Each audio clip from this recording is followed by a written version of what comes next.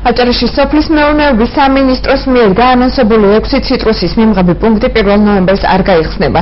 ეს განცხადება დღეს ქობულეთის მუნიციპალიტეტის ყოფილმა გამგებელმა კეთარევას ხარაძის განმარტებით ციტრუსის შემფუთავ 6-მდე ობიექტზე სამუშაოები ნელი ტემპით მიმდინარეობს. ყოფილმა გამგებელმა მაგალითად მათეს გადამღებ ჯგუფის სოფელ მუხაისტატეში მდებარე ციტრუსის მიმღები პუნქტი უჩვენა, სადაც სამუშაოები დასრულებული არ არის. რევას ხარაძე ასევე სოფლის მეურნეობის სამინისტროსაგან ციტრუსის რეალიზაციის სავარაუდო ტარიფების და ექსპორტიორი ქვეყნების შესახებ ინფორმაციის გასაჯეროებას მოითხოვს.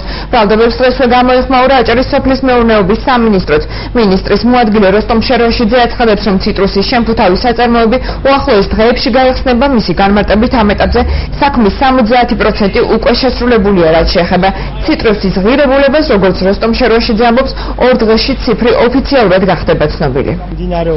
რაღაც მცირე სარემონტო სამუშაოები რეალურად 1 ნოემბრისთვის აი ამ პუნქტის და სხვა პუნქტების გახსნა ვერ მოხერხდება. მოუწოდებ აჭარის მთავრობას, მოუწოდებ ხელისუფლებას კონკრეტულად მოსახლეობას გამოვიდნენ ტელევიზიით, მიაწოდონ კონკრეტული ინფორმაცია, როგორც კახეთში ხდება ერთლართან დაკავშირებით, ყურძნის ფასი რო დაფიქსირდა 1 ლარი წინა ხელისუფლების დროს სხვათა შორის, დღეს გამოვიდნენ და თქვან თუ რა ეღირება მანდარინი 1 ნოემბრისათვის უნდა იყოს ეს საწარმოები მზად, ფაქტიურად მზად არის 70%, დარჩენილია 30%, ზოგიერთ დანადგარი არ აქვს და შემოაქვს უკვე.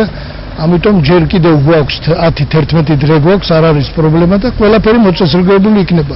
რაც შეეხება ციტრუსის ღირებულებას, დღეს რო თქვეს რომ 30 თეთრი და 40, მე ვიცი რომ მაღალი იქნება და ეს არის რომ გადატანის სისტემა უკრაინაში ამ 2 დღეში გვეწოდინება, ამიტომ მანდარინის ფაცის თავისთავად წამოიწევს.